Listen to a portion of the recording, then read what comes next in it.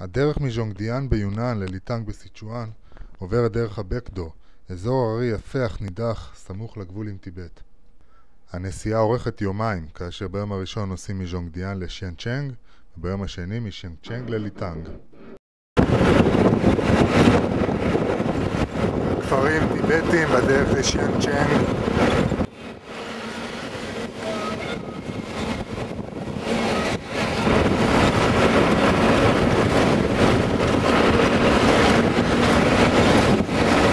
העצירה בערים בדרך לשיאנצ'נג. כנראה משהו לא בסדר באוטובוס. בעיירה טיבטית בדרך שיאנצ'נג, עדיין לא הגענו. 100 קילומטר, 8 שעות נסיעה.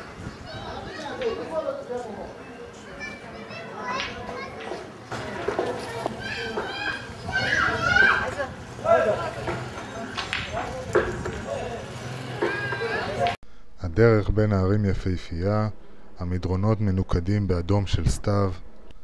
אך עם זאת הדרך ארוכה, צרה ומשובשת, כאשר מדי פעם צריך להיזהר שעוברת מכונית ממול.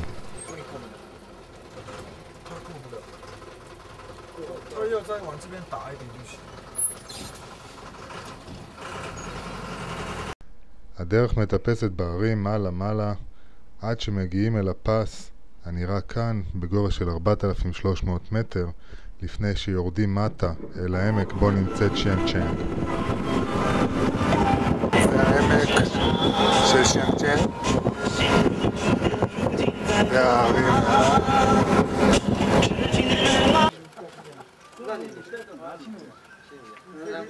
הגענו לשיאנצ'נג. עצרה אותנו משטרה, עושה חיפוש.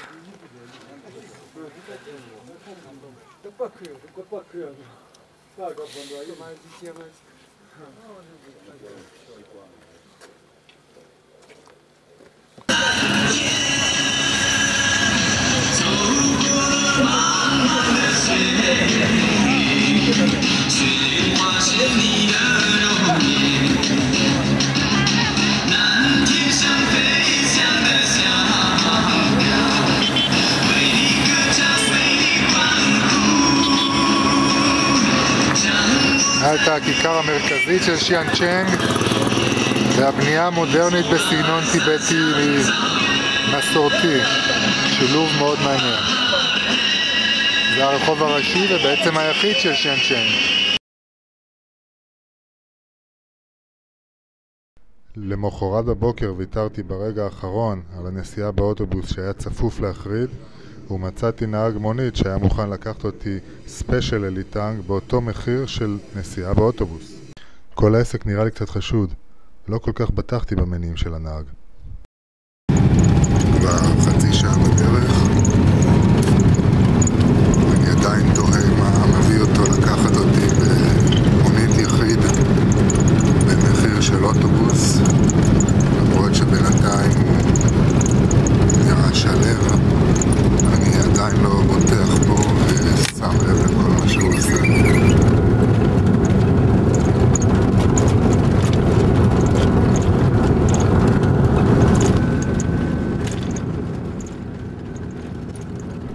גם ביום הזה טיפסנו לרמה יפהפייה וצחיחה ועברנו פס בגובה של 4,800 מטר לפני שירדנו לליטאנג, שהיא בעצמה ממוקמת בגובה של כ-4,000 מטר מעל פני הים.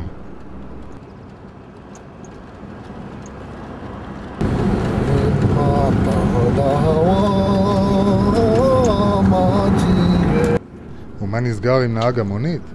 מסתבר שהוא תושב ליטאנג שנסע לשיאנצ'נג והעדיף לקחת אותי, אפילו במחיר של אוטובוס, על לחזור עם מונית ריקה בחזרה לליטאנג.